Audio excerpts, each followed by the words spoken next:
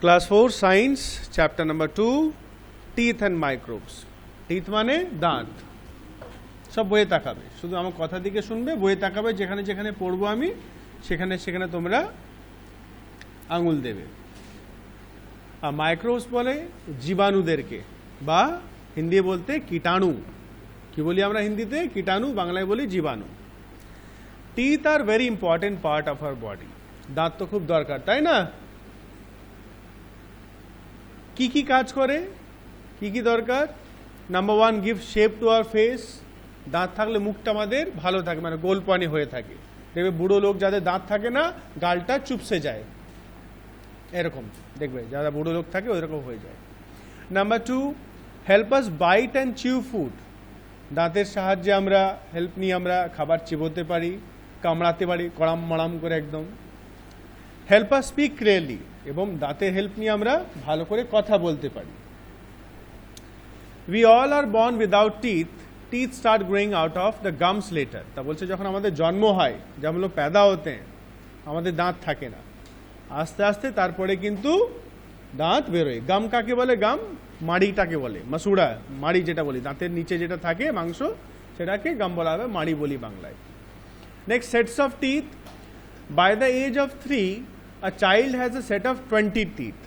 3 বছর যখন বয়স হয় কোনো বাচ্চা, সে ছেলে হয় বা মেয়ে হোক, কতগুলো দাঁত থাকে তার? 20, টোটাল 20টা। This set of teeth is called milk teeth or temporary teeth. একে কি বলা হয়? 20টা দাঁতকে মিল্ক টিথ, বা বাংলা বলি দুধের দাঁত, বা টেম্পোরারি টিথও বলা হয়। By the age of 6, a child starts losing the milk teeth one by one. 6 বছর মানে মোটামুটি ক্লাস 1 হতে হতে কেজি বা 1, এক এক করে দাঁতগুলো ভাঙতে লাগে। ভেঙেছিল তো তোমাদেরও, সবারই ভাঙে। As the milk teeth fall, new teeth grow in the places from the gums. তো যেমন যেমন পড়তে লাগে, নতুন দাঁত তাদের জায়গায় বেরোতে লাগে। This new set of teeth is called permanent teeth. এই যে নতুন দাঁতগুলো বেরোয়, কি বলা হয় দেখে? Permanent teeth. क्या बोलते हैं इनको? परमानेंट टीथ बोले आता, जो नए दांत निकलते हैं। तारपरे किन्तु आर भांगबे ना, यदि भेंगे जाए आर बेरोबे ना। Every adult usually has a set of 32 teeth. Adult माने যারা 18 বছর থেকে উপর, 18 বছর বা 18 বছর থেকে উপর বয়স, তাদের 32টা দাঁত থাকে। 16 উপরে আর 16 নিচে, 16 হ্যাঁ, 16 in the upper jaw and 16 in the lower jaw. jaw মানে এই যে জবড়া এটা বলি, এটা লোয়ার jaw, উপরটা আপার jaw। এই দেখতে পাচ্ছ ছবি দিয়েছে। টেম্পোরারি টিথ আর permanent tooth. if you lose any tooth from the set of permanent teeth, you will not get a new one in its place. যদি পার্মানেন্ট টিথ ভেঙে যায় কোনো কারণে, আর কিন্তু বেরোবে না। next, kinds of teeth. there are 4 kinds of permanent teeth: incisors, canines, premolars and molars। 4 প্রকার। Number 1, incisors. The 4 front teeth in each jaw are incisors. তো সামনের দিকে 4টে দাঁত দেখতে পাচ্ছ, নিচে ছবি যেটা আছে পার্মানেন্ট টিথে, সামনের দিকে যে 4টে দাঁত সেটা হচ্ছে ইনসাইজার্স। একদম সামনে দেখো, সামনে দাঁতগুলো উপর আর নিচে দুটোই। They have sharp straight edges, একদম সোজা সোজা থাকে, স্ট্রেট ধারগুলো। They are use for cutting and biting food. কামড়ানো, যখন কোনো আপেল বা কিছু কামড়ায়, সামনে থেকে কামড়ায়, তাই তো না? এই সাইড থেকে, সামনে থেকে কামড়ায় আমরা। They are also called cutting teeth. এটাকে কি বলা হয়? আরো কাটিং টিথও বলা হয়। Next, number 2, canines. There are 2 canines in each jaw. প্রত্যেকটা জতে 2টো করে ক্যানাইন থাকে, আপার জ 2টো আর নিচে জ 2টো।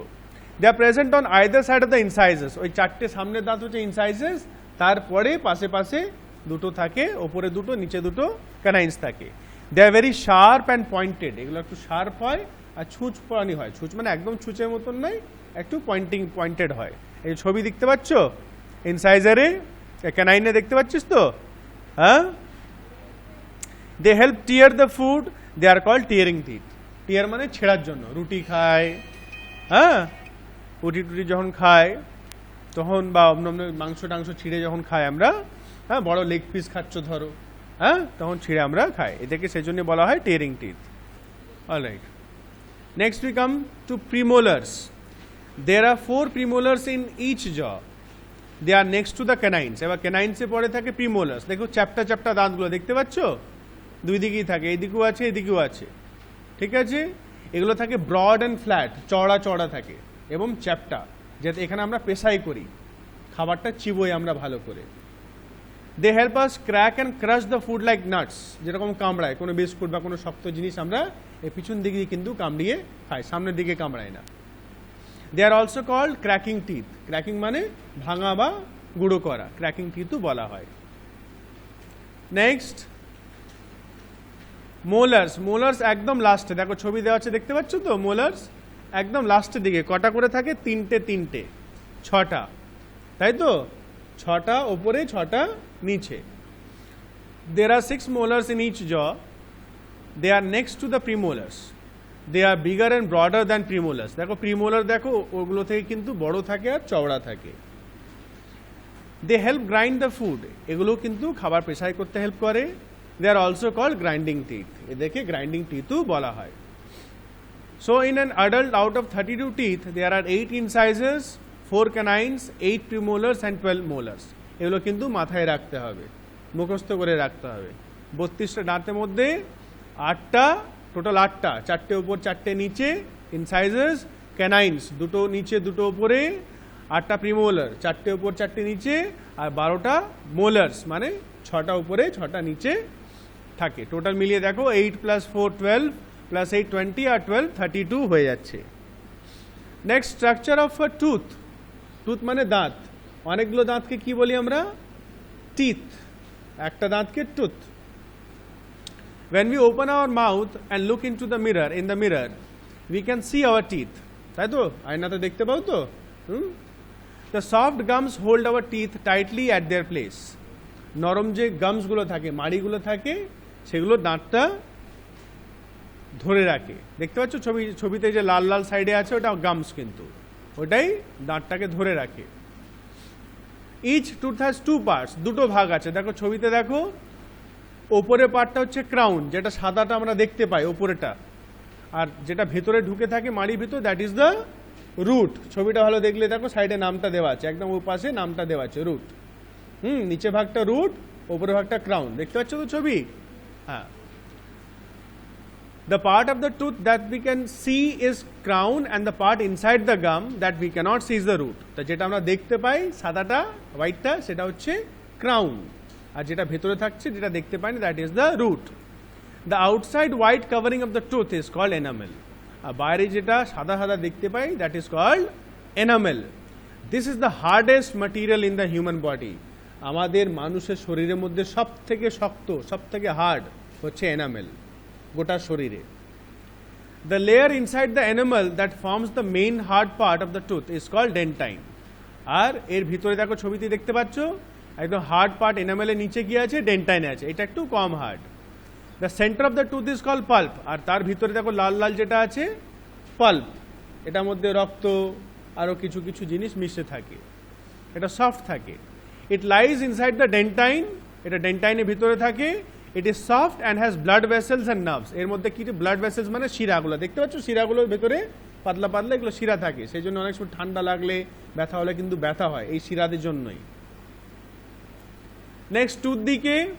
টুথ দিকে মানে দাঁত পচে যাওয়া, দাঁত ছাড়িয়ে আনা। When we eat small bits of food may get stuck between our teeth. যখন খাবার খাই আমরা, ছোট ছোট খাবারের টুকরো কিন্তু দাঁতে আটকিয়ে যায়। আটকাই তো, স্পেশালি মাংস খেলে বা ডাঁটা বা শাক খেলে দেখবে আটকে যায়, তাই না? When we do not brush our teeth properly, this stuck food rots and our teeth get covered with a thin sticky layer of germs called plaque. তা যখন আমরা ঠিক করে যদি ব্রাশ না করি আর খাবারটা আটকিয়ে থাকে, তখন এটা পচে পচে কি হয়ে যায়? একটা পাতলা স্তর বা লেয়ার জমে যায় উপরে। কি বলা হয় লেয়ারটাকে? প্লাক। এটা পুরো দাঁতের উপরে স্টিক করে, স্টিকি মানে চিটে যায় উপরে। This plaque reacts with the sugar present in the food to produce acid. আর যখন আমরা কোনো খাবার খাই, খাবারের মধ্যে সুগার থাকে, সুগার একটা চিনিকে বলি আমরা। আর বেশিরভাগ যে খাবারগুলো খাই আমরা, রুটি খাই, ভাত খাই, শাকসবজি, তার মধ্যে কিন্তু সুগারটা থাকে। আলুর মধ্যে থাকে, দেখবে যাদের সুগার হয় তাদের বলে আলু খেতে বারণ করে, ভাত খেতে বারণ করে, কারণ সুগারটা থাকে।